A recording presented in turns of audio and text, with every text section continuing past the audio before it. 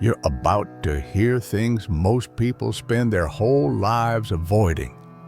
Not because the truth is complicated, but because it's uncomfortable. Very uncomfortable. People say they want to think like the elite, but they don't mean it. What they really want is to feel good while keeping the same mental habits that keep them stuck. That's not how this works. If you want to think like the 0.01%, then you need to understand something right from the start. Your mind, as it is to the old day, is not built for wealth. It's built for comfort, distraction, and emotional survival. And that's why money doesn't come toward you. That's why opportunities slip through your fingers. That's why your progress collapses the moment you feel stressed or impatient. Most people don't fail because they lack intelligence. They fail because they've never disciplined their mind. They've never questioned their assumptions. They've never corrected their emotional reflexes. They've never separated what feels true from what actually is true. The elite do that daily. That's why the gap exists and why it keeps widening. Let me be blunt. Before you can think like the elite, you must be willing to destroy the version of yourself that thinks like everyone else. Not improve it, not polish it, destroy it. The version that reacts emotionally. The version that moves without thinking. The version that confuses confidence with competence. The version that believes wishing is a strategy. The version that thinks effort today means reward tomorrow. The version that cares more about looking smart than avoiding stupidity. You know that version. You've lived with it for years. You've protected it, defended it, and made excuses for it. That version is exactly why money keeps slipping away. Now, here's the part that makes people uncomfortable. The elite aren't richer because they're smarter. They're richer because they think differently, consistently, every single day. They wake up asking better questions. They avoid the emotional traps the average mind walks straight into.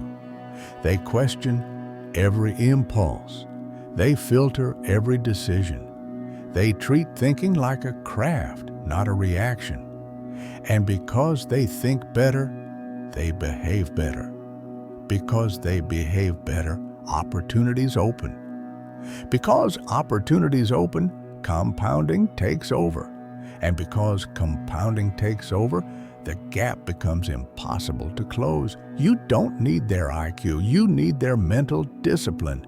You need to be willing to sit with uncomfortable truths. You need to be willing to watch your illusions die. You need to be willing to see your own flaws clearly without running from them. The average person builds their life around emotional comfort. The elite build their life around rational clarity. That's the difference. That's why money gravitates to them and avoids everyone else. In this video, I'm not here to motivate you. I'm here to rewire the way you think, the way you see the world, yourself, your decisions, your impulses, your opportunities. By the time this is over, you'll either be offended or awakened, but you won't be the same. Let's begin. If you want to understand how the 0.01% think, start here. Not with brilliance, not with genius, not with secret strategies. Start with this. I spend far more time avoiding stupidity than trying to be smart. And that single shift in thinking made me wealthier than anything else I ever learned. People chase brilliance like it's some magical elevator to prosperity. They want insights, hacks, inspiration, genius moments, breakthroughs. But that's not how real wealth works. Real wealth is built by subtraction, not addition. You don't rise by stacking brilliance. You rise by removing the behaviors that keep you underwater. Let me tell you something about the average person. They aren't failing because they're incapable of success. They're failing because they reliably and consistently repeat dumb behaviors that cancel out every advantage they have. And they do it daily. The 0.01% see stupidity as the true enemy. They stalk it, they study it, they eliminate it ruthlessly, and they do that long before they try to do anything impressive. Let me walk you through how I learned this and how you can apply it immediately. 1. Identify your predictable patterns of stupidity. And yes, you have them. We all do. But only the elite have the courage to face them without excuses. Your patterns might look like impulsive decisions, overconfidence, envy, emotional spending, jumping into things you don't understand, quitting too early, chasing drama, trusting noise over logic, confusing excitement with opportunity. If you can't list your patterns of stupidity, it's not because they don't exist. It's because you're too afraid to look at them. The elite look, the average avoid. 2. Accept that not losing is more important than winning. This is the mental inversion people resist the most. They want to win big. They want to hit home runs. They want to be brilliant. But here's the real truth. You don't need brilliant wins to get wealthy. You just need to avoid catastrophic losses. One big mistake can erase 10 years of progress. One emotional decision can wipe out decades of discipline. One impulsive leap into something you don't understand can put you back at zero. The elite don't let themselves get exposed like that. Their first goal isn't make money. Their first goal is don't blow up. Once you stop blowing up, wealth becomes a natural side effect. 3. Build friction between you and your worst impulses. People assume discipline is some heroic act of self-control. It isn't. It's engineering. I didn't willpower my way to better decisions. I removed the conditions that triggered bad ones. I made stupidity difficult. The masses do the opposite. They make stupidity convenient, easy, emotional, exciting. So stupidity wins. The elite design environments where stupidity has no room to breathe. That's not luck, that's architecture. 4. Learn to stop when you feel emotional. If you want a rule that will save you millions, maybe tens of millions, it's this. When emotions rise, intelligence falls. I don't care how experienced or knowledgeable you think you are. If you're emotional, you're stupid, temporarily, but dangerously. The average person acts when they're emotional. The elite pause. That pause is the difference between poverty and prosperity. Give your mind enough time to return to clarity. You'll be shocked how many disasters disappear on their own. 5. Understand that stupidity is predictable and preventable. Here's the most liberating realization of my life. Most of the stupidity you commit follows a pattern, and patterns can be broken. Once you identify your blind spots, you can engineer hard rails, rules, systems, delays, filters, friction boundaries. The elite don't wait for intelligence to save them. They build structures that make stupidity impossible. And because they avoid stupidity consistently, they get a result most people will never experience. They build wealth quietly, steadily, and almost inevitably. Let me close this chapter with the line that guided my entire career. It's easier to avoid stupidity than to seek brilliance. And avoiding stupidity reliably leads to brilliance. You don't need to do everything right. You just need to stop doing the obvious things wrong. Money doesn't require perfection. It only requires that you stop sabotaging yourself. All right. Now that you've learned how to stop being your own enemy, it's time to learn the next mental shift that only the 0.01% truly master. Where to focus your thinking and what to completely ignore. If you want to think like the 0.01% elite, you need to adopt one of the hardest habits in the world, knowing exactly what you understand and ruthlessly avoiding everything else. People hate this idea.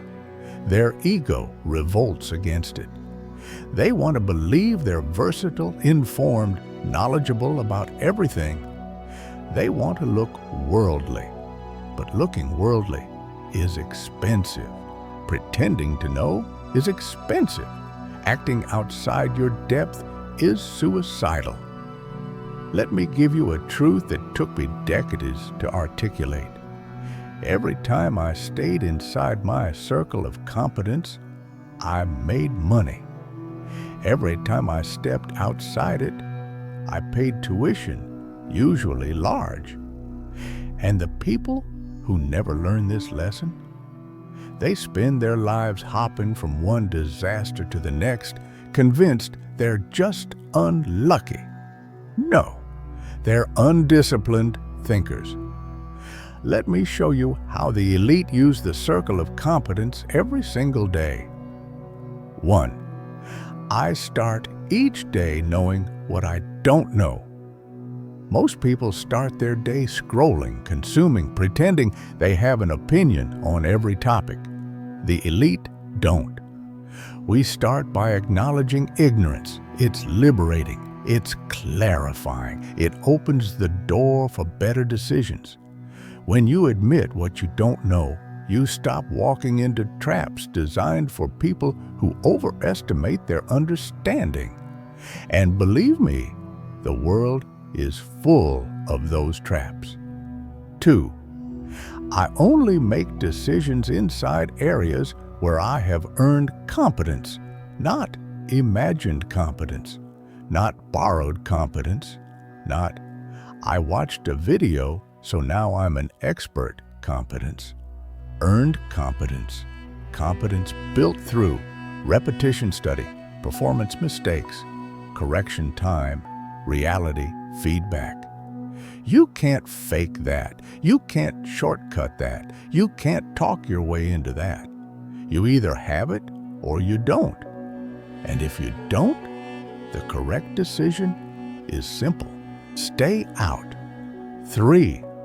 I say no far more than I say yes. The world rewards people who filter aggressively. The masses drown because they say yes to everything. A new opportunity appears? No. A shiny idea? No. A trend everyone's hyping up? No. Someone tells you this time is different? Definitely no. You want to know why the elite seem calm, precise, and successful? Because we eliminate 95% of what crosses our path before it drains our time, energy, or sanity. Filtering is a daily discipline. 4. I don't let other people's competence seduce me. Just because someone else can make money in a certain field doesn't mean you can. They might have 20 years of experience. They might be built for that environment. They might have a temperament you don't. People go broke imitating winners in games they don't understand. The elite don't imitate. We choose our arena carefully.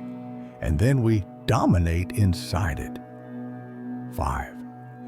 I expand my circle very slowly and never emotionally. People think expanding competence is about enthusiasm, excitement, ambition. It's not. It's about depth, repetition, learning through mistakes, and understanding the details. You grow a circle of competence the same way you grow muscle, slowly, painfully, consistently. Trying to expand too fast doesn't make you smarter. It makes you reckless. The elite expand with precision, not emotion. 6. I know that my circle of competence is my moat. This might be the most important part. Your circle is your protection. It shields you from stupidity, overconfidence, manipulation, envy, panic, and noise. Most people get dragged around by the world because they have no filter, no structure, no line between "I understand this" and "I have no business being here." The elite draw that line every day, and that line saves us more money than any genius idea ever could. Let me end this chapter with the truth people refuse to swallow. You don't lose in life because the world is hard. You lose because you keep playing games you don't understand. Stay inside your circle long enough, and opportunities start finding you. Not because you're brilliant, but because you've stopped acting like a fool. All right, now that you know where to think, it's time to learn the next shift. How to manage your emotions so they stop wrecking your decisions.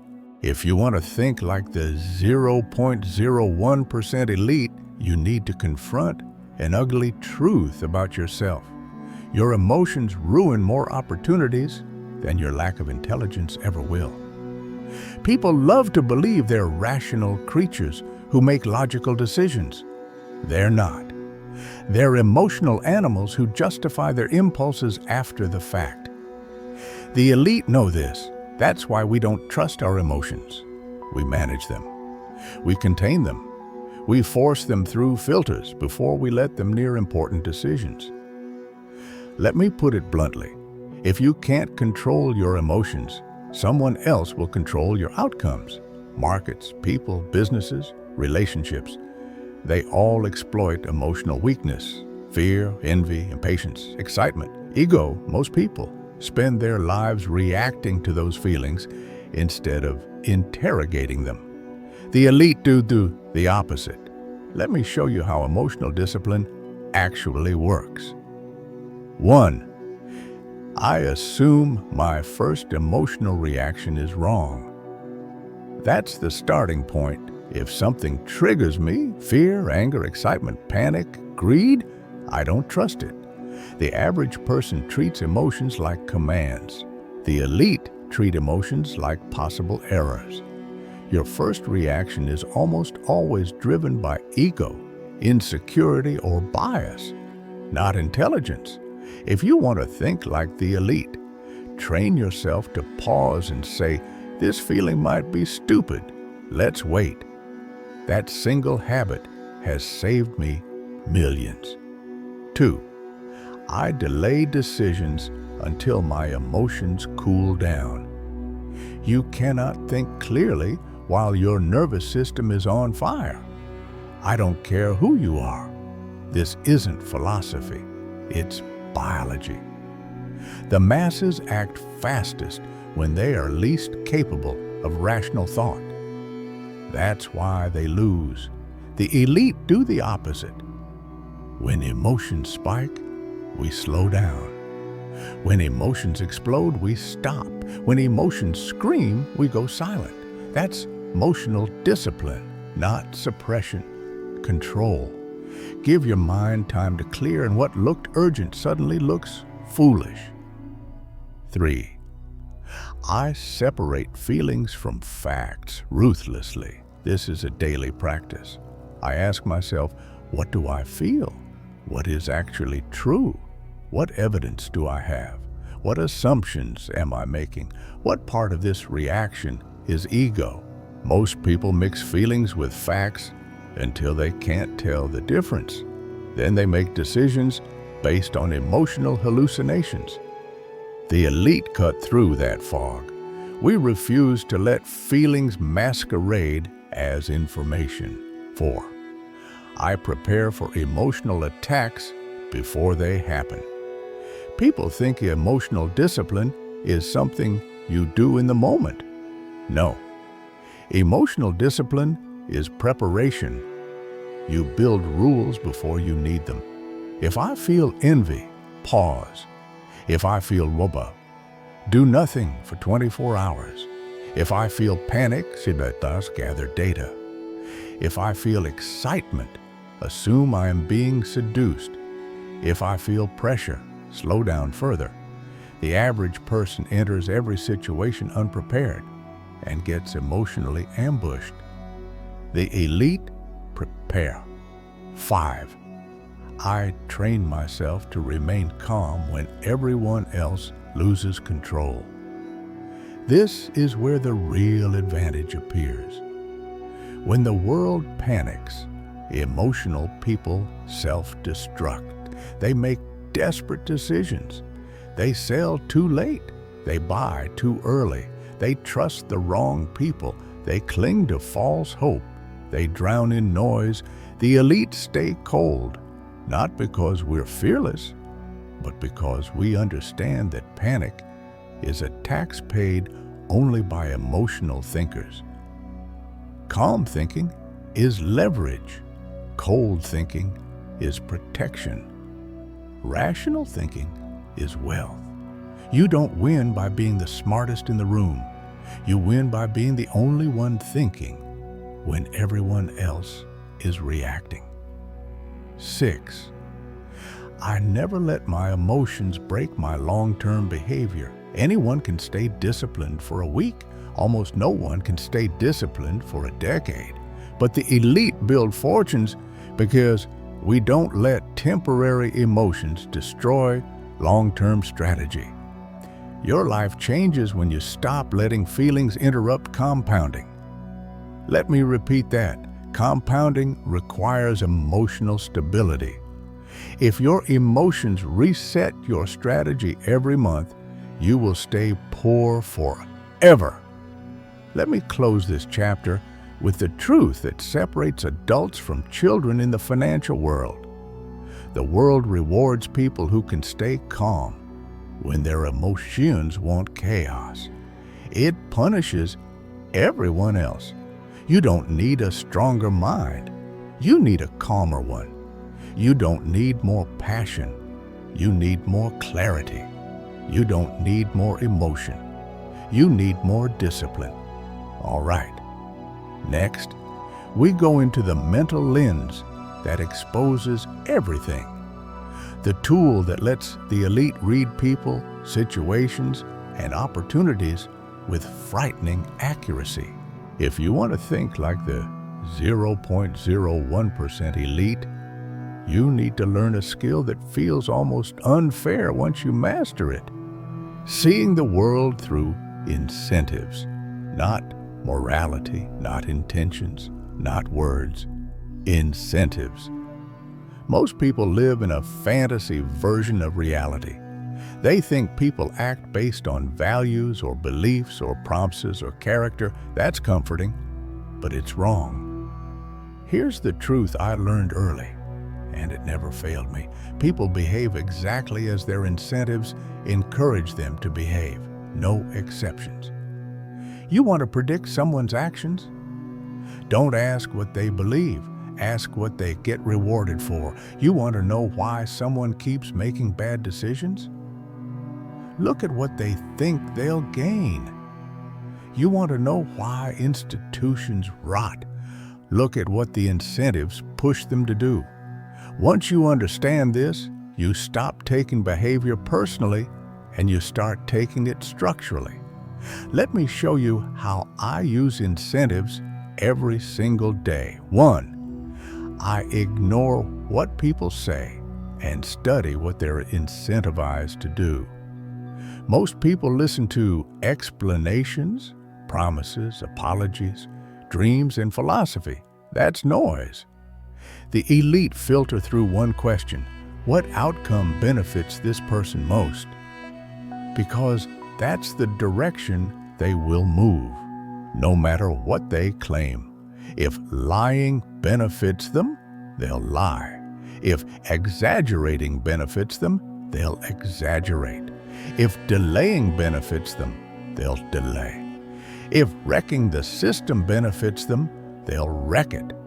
Human nature is not mysterious. It's mathematical. 2. I assume people will follow their incentives even if it contradicts their identity. This is the part the average person refuses to accept. They think good people will always act ethically. They think smart people will always act rationally. They think loyal people will always act consistently. Nonsense. If incentives change, behavior changes instantly. Good people will do stupid things if the incentives reward stupidity. Smart people will do reckless things if the incentives reward recklessness. Loyal people will betray you if the incentives reward betrayal. Once you grasp this, you stop being surprised by human behavior. You see the machinery underneath. 3. I analyze incentives before I analyze character. Character matters, but incentives shape character faster than character shapes incentives. People adapt to the environment they're rewarded in. If a workplace rewards dishonesty, even honest people will lie. If a market rewards gambling, even conservative people will gamble. If a culture rewards victimhood, even capable people will act helpless. If a relationship rewards emotional chaos, chaos will thrive. Stop asking, why would they do that?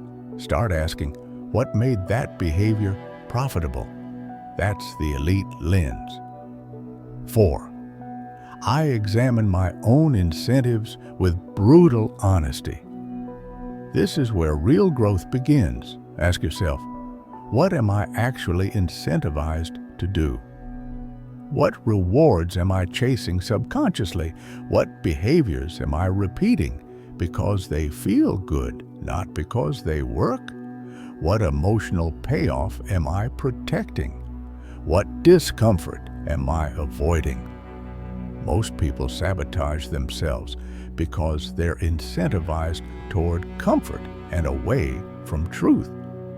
You can't outthink your incentives. You have to redesign them. 5. I structure my environment so rational behavior is the easiest behavior. You don't rise to your goals.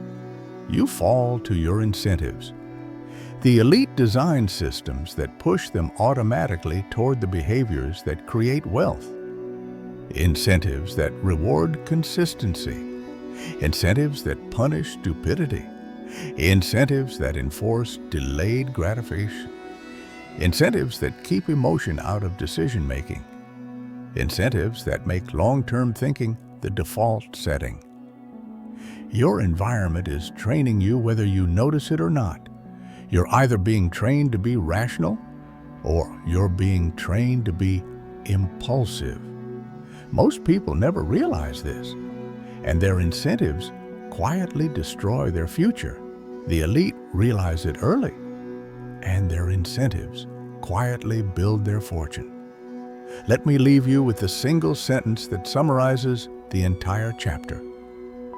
If you want to change behavior, don't change beliefs. Change incentives. That's how you change your life. That's how you understand people. That's how you stop getting blindsided. And that's how you make money flow toward you instead of away from you, all right? Now, it's time for the last and most important chapter, the mental engine behind everything the elite achieve, how compounding behavior turns ordinary decisions into extraordinary results. If you want to understand the real engine behind the 0.01%, the force that makes money flow toward them instead of away from them, it's not talent, not luck, not intelligence, not opportunity. It's this. They compound the right behaviors for an absurdly long time. Everyone else keeps restarting their life the moment it gets uncomfortable. People talk about compounding like it's a magic financial trick. They imagine exponential curves, charts, wealth multiplying out of thin air. That's fiction. Compounding starts in the mind, not in the bank. Your thoughts compound, your habits compound, your emotional discipline compounds, your stupid decisions compound, your consistency compounds. Money is just the scoreboard showing what you've been compounding internally. Let me show you exactly how this works. The way I lived it, not the way people like to romanticize it. 1. Small, rational actions, repeated relentlessly, outperform genius every time. Most people want breakthroughs. They want dramatic change. They want the big moment, the spark that turns everything around. I never relied on sparks. I relied on boring, steady, rational decisions repeated for decades. The elite don't sprint. They don't chase intensity. They don't rely on adrenaline or inspiration. They pick a few intelligent behaviors, and they repeat them so consistently it becomes unfair. That's compounding. 2. Consistency beats brilliance, but only if you survive your own stupidity. This is the part people hate. They think success requires brilliance. It doesn't. It requires the discipline to avoid catastrophic mistakes long enough for compounding to take effect. You don't need to be extraordinary. You just need to be slightly better than average and significantly less stupid for a very long time. That's how compounding works in reality. 3. Time becomes your ally the moment your behavior stabilizes. Most people never give compounding enough runway. They sabotage it with inconsistency. They change strategies. They chase trends. They panic. They quit. They overreact. They get bored. They interrupt their own progress every time life feels too slow. The elite don't break the chain. They let time amplify their discipline.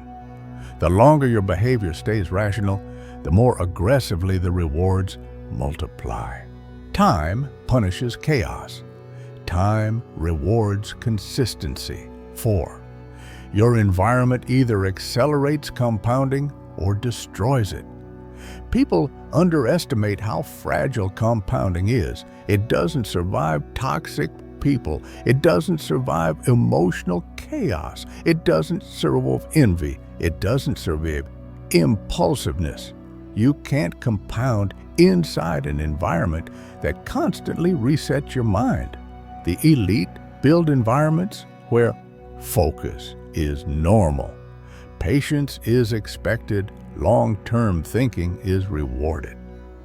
Motion is contained, stupidity is costly, rationality is easy. Compounding thrives in that soil. In fact, reputation is compounding on steroids. Most people focus on money. The elite focus on reputation.